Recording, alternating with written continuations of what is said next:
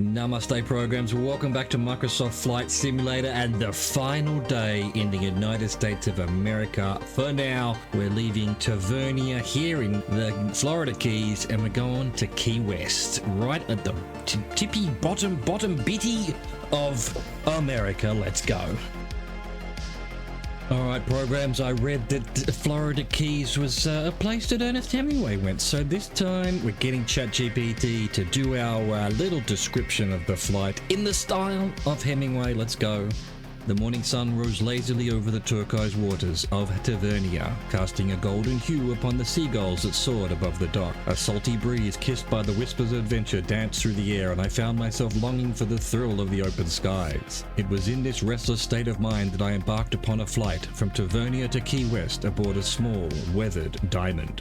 The old propeller whirred to life, its rhythmic beat echoing in harmony with the pounding of my heart. The plane trembled with anticipation, as if sensing the weight of my desire to break free from the monotony of landlocked existence. With steady hands and a resolve that matched the fiery passion of my spirit, I guided the plane down the runway, its tires kissing the pavement in a reluctant farewell.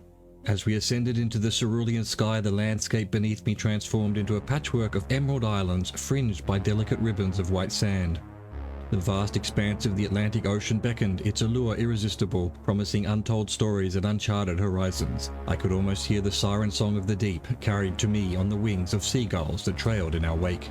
The engine hummed with a blend of power and vulnerability, its metallic heartbeat reminding me of my mortality. Yet there was a raw beauty in the vulnerability, an intoxicating mix of danger and freedom that only a pilot could comprehend. I had become one with the machine, an instrument of fate as we sailed through the boundless heavens like modern-day adventurers. Below, the Florida Keys stretched out like a string of pearls, their delicate beauty captivating and fleeting. The island chain basked in the soft glow of the morning sun, revealing a world suspended between land and sea, where nature's bounty thrived in abundance. The verdant mangroves stood guard, their twisted branches reaching out to embrace the shimmering lagoons, while flocks of pelicans glided effortlessly, casting fleeting shadows upon the water's surface.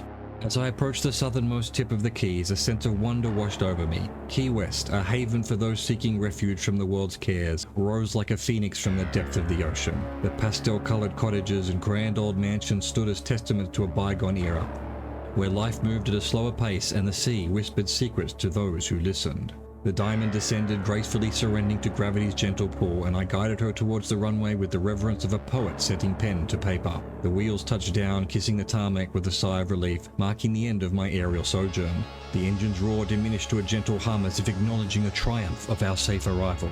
I disembarked from the plane, my body tingling with a mixture of exhilaration and a profound sense of gratitude. The flight had been more than just a journey from one island to another. It had been a pilgrimage of the soul, a communion with the spirit of adventure that dwelled within me.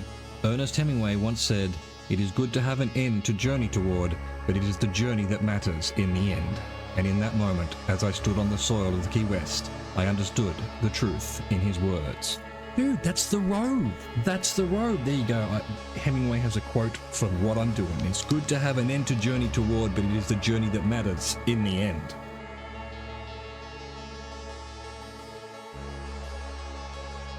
Welcome programs to Key West. Wow, these Florida Keys are amazing. I actually had no idea.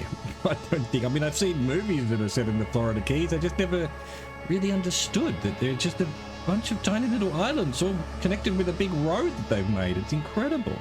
And a bunch of the islands have little airports on them. It's kind of crazy. Anyway, here we are, the southernmost point of the continental United States. Our last stop in the United States of America. We're headed to Cuba tomorrow. I hope you enjoyed that. Thank you for watching. Thank you for existing. Au revoir, goodbye.